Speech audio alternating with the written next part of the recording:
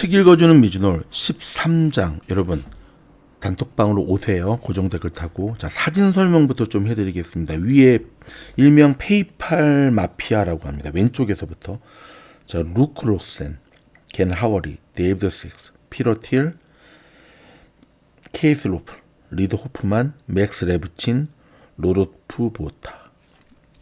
요 위 사진입니다. 여기. 그렇죠?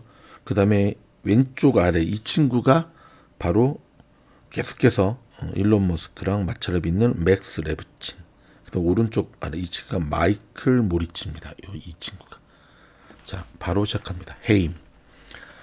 2000년 늦여름 레브친은 갈수록 머스크를 상대하기가 버거워졌다. 그는 사기 행위의 증가로 회사가 파산의 위기로 내몰릴 수 있으니 조치가 필요하다는 내용을 담은 장문의 메모를 머스크에게 거듭 보냈지만 그중 하나에는 사기는 사랑이다라는 반어적 제목을 달았다. 돌아오는 것은 야무진 묵살뿐이었다.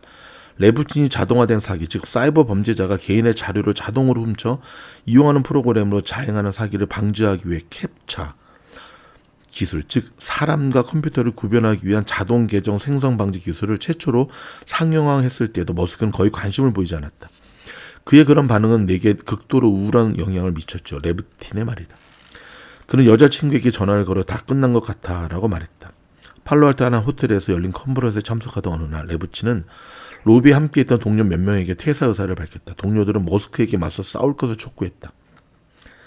그들 역시 유사한 제자감을 느끼던 터였다. 레브친과 절친한 피터 틸과 루크 로색은 비밀리에 연구조사를 의뢰해 페이팔 브랜드가 엑스닷컴보다 훨씬 더 가치가 있다는 결론을 끌어냈고 머스크는 분노하여 회사 웹사이트 대부분에서 페이팔 브랜드를 삭제하라고 지시했다. 9월 초 이들 3명의 리드 호프만과 데이비드 섹스가 합세하여 머스크를 권좌에서 몰아낼 때가 되었다가 입을 모았다. 머스크는 8개월 만에 저스틴과 결혼했지만 여전히 신혼여행을 갈 시간을 내지 못하고 있었다. 운명적이게도 그는 동료들이 그를 퇴진시킬 음모를 꾸미고 있던 9월에 신혼여행을 가기로 결정했다. 그는 올림픽 행사에도 참석할 겸 호주로 떠났는데 런던과 싱가포르에 들러서 잠재 투자자들을 만나는 일정도 포함되었다. 머스크가 출국하자마자 레브틴은 틸에게 전화를 걸어 한시적으로라도 CEO로 복귀할 의향이 있는지 물었다. 틸이 승낙하자 반란군은 손을 맞잡고 이사회에 맞서기로 합의하는 한편 다른 직원들에게도 자신들의 대의를 지지하는 탄원서에 서명하게 했다. 이렇게 세를 규합하고 무장한 틸과 레브친 참 이름도 그지 같은 동지들을 대동하고 샌드힐로의 세퀴야 캐피탈 사무실로 달려가 마이클 모리츠에게 자신들의 주장을 전달했다. 모리츠는 머스크 퇴진을 요구하는 근거와 탄원서가 담긴 폴더를 훑어본 후 소프트웨어와 사기 문제에 대해 몇 가지 질문을 던졌다. 그는 변화가 필요하다는 데 동의하지만 틸이 한시적으로 CEO를 맡는 경우에만 지지할 것이라고 말했다. 회사가 노련한 CEO를 영입하는 절차를 시작해야 한다는 조건을 내건 것이다. 반란 모의자들은 그에 동의하고 승리를 축하하기 위해 그 동네의 다이브바, 즉 값싼 술을 파는 허름한 술집인 안토니오스 넛하우스로 향했다. 머스크는 호주에서 회사로 전화를 하던 중 이상 징후를 감지하기 시작했다. 평소와 다름없이 명령을 내렸는데 통상 주눅든 채 수용하기 바빴던 부하 직원들이 반발하기 시작했다. 머스크는 출국한 지 나흘 만에 그 이유를 파악했다. 한 직원이 머스크의 리더십을 찬양하고 음모 모의자들을 비난하는 내용으로 이사회에 보낸 이메일이 그에게도 전달된 것이다. 머스크는 기습당했다는 느낌이 들었다. 그는 즉시 이메일 답신을 보냈다. 이 모든 일이 저를 너무 슬프게 해서 무슨 말을 어떻게 해야 할지조차 모르겠습니다. 저는 집투로 손에 넣은 현금 거의 모두를 투자하고 결혼생활까지 위태롭게 만들며 실로 마지막 기록까지 쥐어짜는 모든 노력을 쏟아왔는데 대응할 기회조차 주어지지 않는 채 악행으로 비난받는 입장이 되었습니다. 머스크는 모리츠에게 전화를 걸어 결정을 번복하게 만들려고 했다. 그는 그 쿠데타를 극악무도한 짓거리라고 묘사했어요. 세련된 문학적 감성을 지닌 모리츠의 말이다. 사람들이 흔히 쓰는 표현이 아니라 기억에 남았지요. 머스크는 그 일을 극악무도한 범죄로 규정했어요. 모리츠가 결정을 처리할 의사를 보이지 않자 머스크는 최대한 빠른 비행기표를 사서 당시 그와 저스틴이 구할 수 있는 자석은 이코노미뿐이었다. 집으로 향했다. 엑스닷컴 사무실로 돌아온 머스크는 충성스러운 직원들 몇몇과 쿠데타를 막을 방법을 찾기 위해 머리를 맞댔다. 밤늦게까지 이어진 회의가 끝난 후 그는 사무실에 있는 비디오 게임 콘솔 앞에 혼자 앉아 스트리트 파이터 게임을 했다. 라운드에 라운드를 거듭하며 쉬지도 않고 끊임없이. 틸은 임원들에게 머스크의 전화를 받지 말라고 경고했다. 그가 특유의 설득력을 발휘하거나 위협을 가할 수 있었기 때문이다. 하지만 COO, 최고 운영 책임자죠. 이걸 맡고 있던 리더 호프만은 머스크와 대화를 하는 게 마땅하다고 생각했다. 곰 같은 몸짓과 쾌활한 성격이 기억가인 호프만은 머스크의 술책을 잘 알고 있었다. 머스크는 호프만이죠. 호프만. 현실을 왜곡해서 자신의 비전으로 사람들을 끌어들이는 능력을 지니고 있어요. 그야 말이다. 그럼에도 그는 머스크와 점심 식사를 하기로 결정했다. 점심 식사는 머스크가 호프만을 설득하고 회유하는 가운데 3시간 동안이나 이어졌다. 나는 내 모든 돈을 이 회사에 투자한 사람이잖아요. 이 회사를 운영할 권리가 있다고요. 그는 또한 전자결제에만 집중하는 전략에 반대하는 논거를 펼쳤다. 지금은 진정한 디지털 은행을 만들기 위한 시작 단계에 불과해요. 클레이턴 크리스턴슨의 저서 혁신가의 딜레마를 읽은 적이 있던 머스크는 고착화된 은행 산업에 파괴적 혁신을 가져올 수 있다면서 호프만을 설득하려 애썼다. 호프만은 동의하지 않았다. 나는 그에게 슈퍼뱅크에 대한 그의 비전이 독이 될 수 있다고 생각한다고 말했지요. 당시 우리는 이베이 결제 서비스에 집중해야 할 상황이었기 때문이에요. 그러자 머스크는 태도를 바꿔 호프만에게 자기 대신 CEO를 맡아달라고 설득하기 시작했다. 점심 자리를 그만 끝내고 싶었던 호프만은 생각해보겠다고 답했지만 곧 관심이 없는 쪽으로 결정했다. 그는 틸에 대한 충성심이 강했다. 이사회에서 투표를 통해 머스크의 해임을 결정했을 때 머스크는 지금까지 그의 격렬한 투쟁을 지켜본 사람들을 놀라게 할 만큼 차분하고 품위 있게 대응했다. 그는 직원들에게 보낸 이메일에 이렇게 썼다. 엑스닷컴을 다음 단계로 끌어올릴 경험 많은 CEO를 영입할 때가 되었다고 결정했습니다. 그 작업이 완료되면 3, 4개월 정도 안식 기간을 갖고 몇 가지 아이디어를 검토해 본 다음 새로운 회사를 설립할 계획입니다. 머스크는 길거리 싸움이었음에도 의외로 패배에 현실적으로 대처할 수 있는 능력이 있었다. 나중에 옐프를 창업하는 머스크의 추종자 제러미 스토폴먼, 제러미 스토폴먼이 옐프를 창업했는데 머스크의 추종자였구나. 대박이죠. 참 여기서 천재들이 다 나오네. 토플먼이 이사회 결정에 대한 항의의 표시로 자신과 다른 몇몇이 시작해 하는 거 아니냐고 물었을 때 머스크는 아니라고 답했다. 회사는 나의 악이었고 솔로몬 이야기에 나오는 어머니처럼 나는 회사가 살아남을 수 있도록 기꺼이 포기할 수 있었어요. 머스크는 말한다. 나는 틸 및 레브친과의 관계를 회복하기 위해 열심히 노력하기로 결심했어요. 남은 한 가지 갈등의 요인은 머스크가 자신의 이메일에도 밝힌 것처럼 회사의 홍보를 담당하고 싶다는 바람이었다. 셀러병에 걸린 그는 대중의 회사를 알리는 얼굴이 되고 싶었다. 모리치의 사무실에서 긴장함에 팽배한 가운데 진행된 회의에서 그가 틸에게 말했다. 내가 명실공히 이 회사 최고의 대변인이잖아요. 틸이 그 제안을 거절하자 머스크는 분통을 터뜨리며 소리쳤다. 나는 무엇보다 내 명예가 실추되는 것을 원치 않아요. 내게는 나의 명예가 이 회사보다 더 소중하다고요. 틸은 왜 이것이 명예의 문제인지 도저히 이해할 수 없었다. 정말 매우 드라마틱한 인물이었죠. 틸의 회상이다. 실리콘밸리에는 보통 그렇게 영웅적인 거의 웅대한 분위기를 깔면서 이야기하는 사람이 많지 않거든요. 머스크는 최대 주주이자 이사회 멤버로 남았지만 틸은 그가 회사를 대변하는 것을 허락하지 않았다. 미친 도박. 이게 참 그쵸. 이게 참 역사의 아이러니합니다. 이게 지금 다 끝났기 때문에 이렇게 읽어드릴 수 있는 건데 이 당시에 우리 머스크가 얼마나 마음이 아팠을까. 미친 도박. 머스크는 3년 만에 두 번째로 회사에서 쫓겨났다. 그는 사람들과 잘 어울리지 못하는 선지자였다. 페이팔의 동료들이 머스크의 가차없고 거친 스타일에 대하여 놀랐던 것은 리스크를 감수하려는 그의 의지, 심지어 욕망이었다.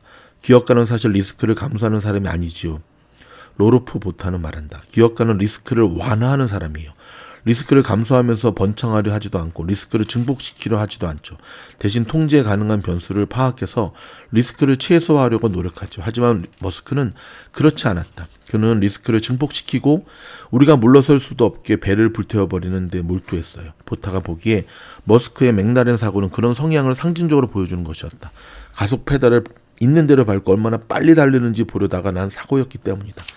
이것이 항상 리스크를 제한하는 데 집중하던 틸과 머스크가 근본적으로 다른 점이었다. 한 번은 틸과 호프만이 페이팔에서의 경험을 담은 책을 집필할 계획을 세웠다.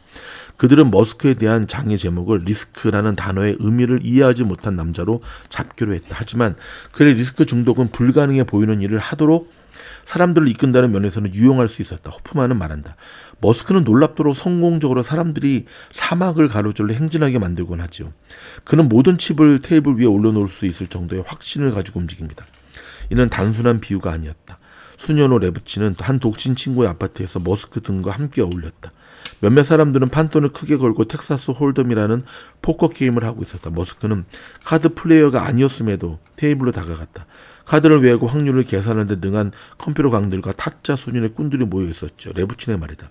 일론은 모든 판에서 올인을 걸었고 당연히 졌죠. 그러자 칩을 더 사서 더블 다운을 하고 계속 그런 식으로 플레이했어요. 그렇게 여러 판에서 돈을 잃은 후에 마침내 올인을 걸고 이겼죠. 그랬더니 좋아 여기까지 라고 하면서 일어서더군요. 칩을 테이블 위에 거두지 않고 계속 리스크를 감수하는 것, 그것은 그의 인생의 주제가 되었다. 그리고 그것은 그에게 좋은 전략인 것으로 드러났다. 틸은 말한다. 그가 이어서 설립한 두 회사 스페이스X와 테슬라를 보세요. 실리콘밸리의 통념에 따르면 이 두 회사는 모두 엄청나게 미친 도박이었지요. 하지만 모두가 불가능하다고 생각하던 두 개의 미친 회사가 성공한다면 사람들은 무슨 생각이 들까요?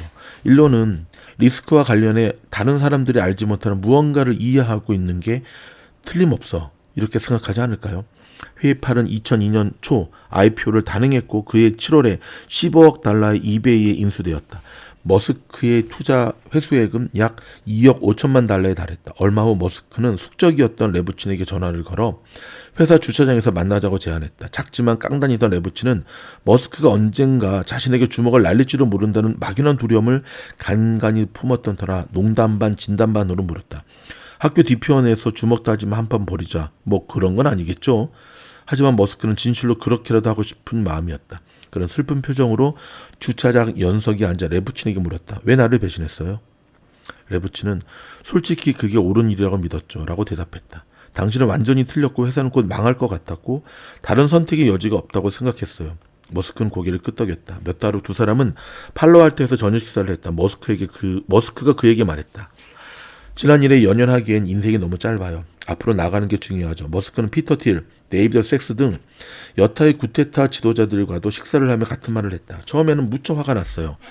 머스크는 2020년 여름 나에게 이렇게 말했다. 머릿속에 암살에 대한 생각을 떠올릴 정도였다니까요. 와, 이 정도로 화가 났었구나. 하지만 결국 그때 구테타가 일어났던 게 잘된 일이었음을 깨달았어요. 그렇지 않았다면 나는 여전히 페이팔에서 노예처럼 일하고 있었을 테죠. 그러고는 잠시 말을 멈추고 살짝 웃음을 터뜨렸다. 물론 내가 계속 남아있었다면 페이팔은 1조 달러 규모의 회사가 되었을 거예요. 참고로 덧붙일 게 있다. 이 대화를 나누던 당시 머스크는 트위터 인수를 한창 진행 중이었다. 그의 스타쉽 로켓의 시험 발사가 준비되고 있던 하이웨이 앞을 걸어가면서 머스크는 엑스닷컴의 원대한 비전에 대한 주제로 돌아왔다. 트위터가 그렇게 될 수 있어요. 소셜 네트워크의 결제 플랫폼을 결합하면 내가 엑스닷컴으로 이루려고 했던 것을 성취할 수 있어요. 아, 여러분, 여기서 드디어 머스크가 왜 트위터를 인수했는지가 나타나네요. 그쵸? 이 페이팔에 대한 아픔, 복수, 말라리아. 머스크는 페이팔 CEO 자리에서 축출된 후 처음으로 일주일간 쉬면서 진정한 휴가를 보낼 수 있었다. 또한 그것이 마지막 휴가가 될 터였다. 그는 휴가를 즐기는 사람이 아니었다. 그는 저스틴 킴벌과 함께 브라질의 리오로 향했다. 그곳에 브라질 여성과 결혼한 후 리오로 이주한 사촌 러스 리브가 살고 있었다. 거기서 그들은 다시 다른 친척의 결혼식에 참석하기 위해 남아공으로 향했다. 일론 머스크로서는 11년 전 17살 나이에 떠난 이후 처음으로 남아공에 돌아가는 것이었다. 저스틴은 일론의 아버지와 나나라고 불리는 할머니를 대하는데 어려움을 겪었다. 리우에 있을 때 다리에 도마뱀 부치 모양의 해남 문신을 새겼는데 아마 지워지지 않은 상태였어요. 나나는 저스틴도 있는 자리에서 일론에게 그녀가 이사벨 같다고 했다. 성적으로 난잡하거나 남자를 통제하려 드는 여성의 대명사로 통하는 성경 속의 이름이었다. 이사벨. 어떤 여성이 다른 여성을 이사벨이라고 부르는 것을 처음 들었어요. 저스틴은 말했다. 도마뱀 부치 문신이 일조하지 않았나 싶어요. 그들은 가능한 빨리 프리토리아에서 빠져나와 고급 조수보호구역에서 사파리를 즐겼다. 2001년 1월 팔로알토로 돌아온 머스크는 어지럼증을 느끼기 시작했다. 귀가 울리고 오한이 반복적으로 밀려왔다. 머스크는 스탠퍼드 병원 응급실에 갔고 그곳에서 구토를 시작했다. 요추천자 검사 결과 백혈구 수치가 높게 나왔고 의사는 바이러스성 뇌수막염이라는 진단을 내렸다. 통상 심각한 질병으로 분리되지 않았기에 의사들은 그에게 수분을 보충한 후 집으로 돌려보냈다. 그 며칠 동안 그는 점점 상태가 나빠졌고 어느 시점에 이르자 서 있기도 힘들 정도로 쇠약해졌다. 그래서 그는 택시를 불러 동네 의원에 갔다. 의사가 맥박을 재려고 했지만 맥박조차 느껴지지 않을 정도였다. 의원의 여의사는 구급차를 불러 그를 레드우드시리에 있는 쇠퀴아 병원으로 보냈다. 전염병 전문의 한 명이 우연히 머스크 앞에 병상을 지나가다가 그가 뇌수막염이 아니라 말라리아에 걸렸다는 사실을 알아차렸다. 그가 걸린 것은 그 중에서도 가장 위험한 열대열 말라리아로 밝혀졌고 천만다행히도 아직 늦지 않은 시점이었다. 머스크처럼 증상이 심한 환자들은 하루 정도만 늦어도 기생충을 치료할 수 없는 상태가 되어버리는 경우도 있었다. 머스크는 집중치료실로 옮겨졌고 의사들은 정맥류 주입을 위해 가슴에 바늘을 찔러 넣은 다음 독시사이클린을 대량으로 투입했다. 엑스닷컴의 인사 책임자 건강보험 문제를 해결하기 위해 머스크가 입원 중인 병원에 찾아왔다. 사실상 사망까지 몇 시간 정도밖에 남지 않은 상황입니다. 이 임원은 틸과 레브틴에게 이런 내용의 이메일을 보냈다. 담당이가 이전에 2건의 열대열 말라리아를 치료한 적이 있는데 2명이 모두 사망했다고 합니다. 틸은 머스크 회사를 대표하여 1억 달러짜리 중심 인물 생명보험에 가입했다는 사실을 알게 된 후 인사 책임자와 끔찍한 대화를 나눴다고 회상한다. 그가 죽으면 우리의 모든 재정 문제가 해결되는 상황이었거든요. 그렇게 큰 규모의 보험에 가입한 건 역시 통이 큰 머스크의 성격을 보여주는 전형적인 사례였다. 머스크가 살아나서 다행이었고 점차 모든 것이 회사에 이렇게 전개되어 1억 달러 생명보험 같은 게 필요하지 않게 되었지요. 틸의 말이다. 와, 1억 달러. 대박. 머스크는 열흘 동안 집중치료를 받았고 완전히 회복하기까지 약 5개월이 더 소요되었다. 그는 죽을 뻔한 경험에서 2가지 교훈을 얻었다. 휴가는 나를 죽일 수도 있다는 것과 남아공은 여전히 나를 파괴하려 든다는 것. 그렇게 2가지였지요. 야, 여러분, 인명은 제천이라고 다 죽었다는데 머스크는 살아났습니다. 그쵸? 역시 운명은 하늘이 정하는 것 같습니다. 여러분, 저희 미즈놀 화제의 단톡방 고정 댓글 타고 오시기 바랍니다. 고맙습니다.